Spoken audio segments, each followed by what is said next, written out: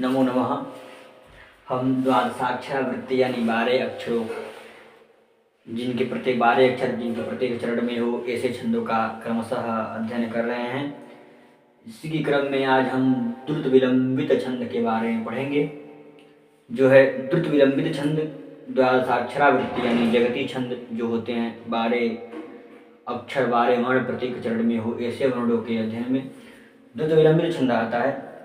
द्रुत विलंबित छंद के बारे में लिखेंगे। इसमें भी प्रत्येक चरण में इनके 12 वर्ण होते हैं, 3, 5, 8, 10, 12। ये द्रुत विलंबित छंद का लक्षण है। द्रुत विलंबित माहन भौहरौ,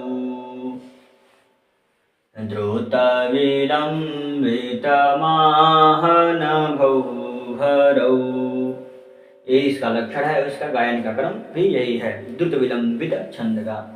द्रुत विलंबित माहन भौहरौ। अब हम इसके लक्षण को अर्थयुक्त समझते हैं भक्तों के द्वारा। द्रुत विलंबितम आह, द्रुत विलंबित आह मने कहा जाएगा कब? जब नगड़ भगड़, भगड़ फिर रगड़, दो भगड़ और पूर्व में नगड़ फिर अंतिम में रगड़ हो। जमाता राजभान सलगा सूत्र हम लोग पूर्व में पढ़े हैं। जमाता राजभान सलगा, सलगम सलगा। तो द्रुत विलंबित कहा जाएगा यदि नगड़ हो फिर भगड़ और फिर दो भगड़ होने के बाद फिर रगड़, तो वे द्रुत विलंबित छंद कहे जाएंगे। तो नगड़ में न स ल यानी हरस्व हरस्व हरस्व, फिर भगड़ भगड़ यानी भा न स यानी दीर्घ दीर्घ हरस्व हरस्व, फिर भगड़ यानी दीर्घ हरस्व हरस्व, फिर रगड़ यानी दीर्घ हरस्व दीर्घ, रगड़ राजभा दीर्घ हरस्व दीर्घ। यह क्रम यदि वर्णों का हो तो वे द्रुत विलंबित छंद कहलाते हैं। तो द्रुत विलंबित छंद का हरस्व और गुरु यानी लघु और गुरु के आधार पर यह नियम है कि नगड़ भगड़ फिर भगड़ फिर रगड़ हो तो वे द्रुत विलंबित छंद कहलाते हैं। तो ये होगा द्रुत विलंबित की मात्राएं। और द्रुत विलंबित छंद का जो लक्षण है वो भी रत्नाकर का है, जिसमें नाम भी निहित है और वह लक्षण भी उसी छंद में है। तो इस छंद को हम देखेंगे कि क्रम लघु और गुरु के आधार पर किस प्रकार इनमें मात्राएं निहित है। तो द्रु शब्द जो है हरस्व का वर्ण है, हरस्व मात्राएं हैं, तो हरस्व लघु, हरस्व शब्द को लघु कहते हैं और लघु के लिए मात्रा लिखा जाता है। जहाँ जहाँ भी लघु होगा उसके लिए ऐसी मात्राएं और गुरु के लिए यश टाइप की ऐसी मात्रा लिखी। फिर त शब्द भी हरस्व है, वी शब्द भी हरस्व है, ल शब्द म और ब का संयोग होने से दीर्घ है। वी शब्द हरस्व है, त शब्द हरस्व है, मा शब्द दीर्घ है, ह शब्द हरस्व है, भौ शब्द दीर्घ है, फिर भ शब्द हरस्व है और रौ शब्द दीर्घ है। हम लोग पढ़े लक्षण की द्रुत विलंबित माह न भौ भरौ, द्रुत विलंबितम आह, द्रुत विलंबित कहा जाएगा यदि नगड़ हो भगड़ हो फिर भगड़ हो फिर र हो, चारों गण क्रमशः हो। तो नगड़ यमाता राजभान सलगा, नगड़ के लिए नियम है कि 3 हरस्व न स ल, फिर भगड़ तब होगा जब दीर्घ हरस्व हरस्व यानी दीर्घ हरस्व हरस्व, फिर भगड़ वही है दीर्घ हरस्व हरस्व और राजभा यानी दीर्घ हरस्व दीर्घ, दीर्घ हरस्व दीर्घ। यही क्रम मात्राओं का हो तो वे द्रुत विलंबित छंद कहलाते हैं। तो हम क्रम मिलाएंगे तो 3 हरस्व नगड़ के हैं 3 वर्ण, फिर जो 3 लंबित शब्द है दीर्घ हरस्व रस के वर्ण है यानी भगड़ के हैं, फिर जो 3 वर्ण त मा ह न ये दीर्घ हरस्व रस भगड़ के हैं, फिर भौ भरौ दीर्घ हरस्व दीर्घ। इस प्रकार के लक्षण जो है हमारा द्रुत विलंबित छंद का है। अब हम एक उदाहरण सहित देखेंगे जो है अभिज्ञान शाकुंतलम का श्लोक है द्रुत विलंबित छंद में, इसका हम उदाहरण सहित यहाँ पर समझेंगे। इसके लक्षण को समझेंगे कि इस प्रकार उसमें द्रुत विलंबित छंद है और द्वादशाक्षरावृत्ति के छंद हैं। तो इस प्रकार हम इसको समझेंगे उदाहरण से।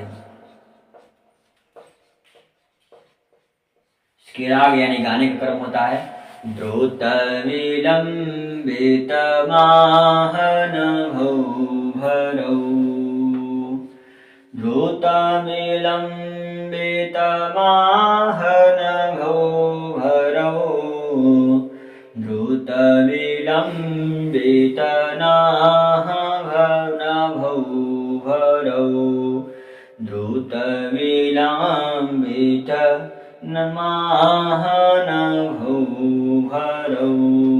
इस प्रकार हम उदाहरण इसका देखेंगे।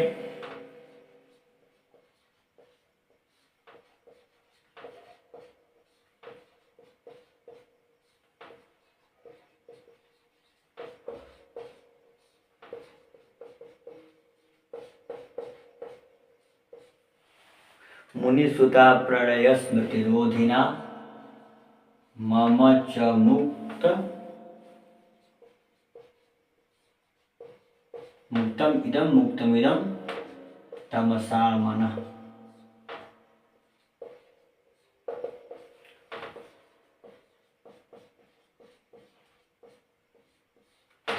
मानसीजेन सखे प्रहरिष्यता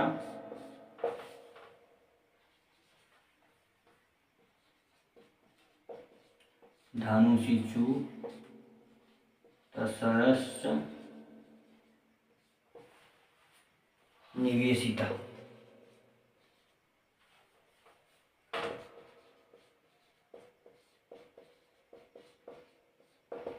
जो हमारा छंद यानी जो श्लोक है वो अभिज्ञान शाकुंतलम का श्लोक है। तो हम इसको देखेंगे इस प्रकार किस प्रकार जो है द्रुत विलंबित छंद है। तो द्रुत विलंबित छंद के जो उन्हें कहते हैं जिनके प्रत्येक पाद में 12 वर्ण हो। तो 2, 4, 6, 8, 10 और 12 वर्ण प्रत्येक पाद में मिलाएंगे तो हमें प्रत्येक पाद में 12 वर्ण मिल जाएंगे। 1, 2, 3, 4, 5, 6, 7, 8, 9, 10, 11 और 12 वर्ण जो है प्रत्येक पाद में निहित है, यानी प्रत्येक पाद में 12 वर्ण हैं वर्णों के आधार पर। और लघु गुरु के आधार पर जब लिखेंगे तो नगण हो, भगड़ हो, फिर भगड़ हो, फिर रगड़ हो, तो ये द्रुत विलंबित छंद कहलाते हैं। तो मु शब्द ह्रस्व है, नि शब्द ह्रस्व है, फिर सु शब्द ह्रस्व है, ता शब्द दीर्घ है, आ है, प्र शब्द ह्रस्व है, फिर जो है ड शब्द भी हमारा ह्रस्व है, य शब्द दीर्घ है, किसके पर में स और म का संयोग है, मृ शब्द ह्रस्व है, फिर ती शब्द भी ह्रस्व है, रो शब्द दीर्घ है, धी शब्द ह्रस्व है और ना शब्द दीर्घ है। तो ये नगड़ में हम न स ल नगड़ में आते हैं। फिर दीर्घ ह्रस्व रस यानी यमाता राज भा न स ये भी भगड़ में आते हैं। फिर दीर्घ ह्रस्व रस ये भी भगड़ में आते हैं। फिर दीर्घ ह्रस्व दीर्घ रगड़ में आते हैं, राज और भा। तो नवगढ़ हो, भगड़ हो, फिर भगड़ हो, फिर रगड़ हो, नगड़ हो, भगड़, फिर भगड़, फिर रगड़, तो वे द्रुत विलंबित छंद कहलाते हैं। 12 वर्ण तो मान लीजिए हमारा वंशज छंद में भी होते हैं, फिर भुजंग प्रयास छंद में भी 12 वर्ण होते हैं, फिर अन्य जो तोटकम इत्यादि छंद होते हैं उनमें भी 12 वर्ण होते हैं। लेकिन यदि नगड़ भगड़ फिर रगड़ हो तो वे द्रुत विलंबित छंद कहलाते हैं और उनका गेय क्रम यानी गाने का क्रम अलग है। इस प्रकार म म च इन तीनों शब्द में नसल यानी नगड़ है। मुक्त यानी मुक में दीर्घ, त में ह्रस्व और मिदम में ह्रस्व, दम में दीर्घ, फिर त म ह्रस्व ह्रस्व, सा मन दीर्घ ह्रस्व ह्रस्व, क्रमशः यही इनका क्रम है। दीर्घ ह्रस्व दीर्घ, दीर्घ ह्रस्व, यहाँ पर न विचार गया दीर्घ। फिर मनसी जेन, म न सी तीनों ह्रस्व है, जे दीर्घ है, न ह्रस्व है, स ह्रस्व है, खे दीर्घ है, प्र ह्रस्व है, ह ह्रस्व है, री दीर्घ है क्योंकि इसके पर में स और य का संयोग है, फिर ह्रस्व य है और ता दीर्घ है। क्रमशः धनु सिचु तसरस ध ह्रस्व है, नु ह्रस्व मात्रा है तो ह्रस्व है, सी ह्रस्व है, चु दीर्घ है, त ह्रस्व, स ह्रस्व, र दीर्घ, च ह्रस्व, र इसके पर में स और च का संयोग होने से दीर्घ है। नी ह्रस्व, वे दीर्घ, सी ह्रस्व और जो है हमारा तह विसर्ग है तो दीर्घ। भगड़ तीनों, रगड़, भगड़, नगड़, सभी नगड़ दीर्घ ह्रस्व भगड़, दीर्घ ह्रस्व भगड़ और हर्ष दीर्घ हर्ष दीर्घ ह्रस्व दीर्घ जो है हमारा रगड़।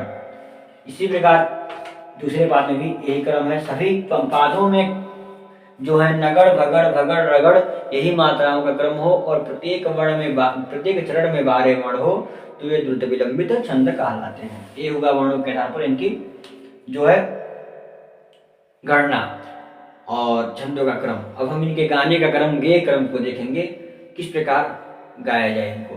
तो गाने का क्रम है इनका मोने सुता प्रणया स्मृतिरोधिना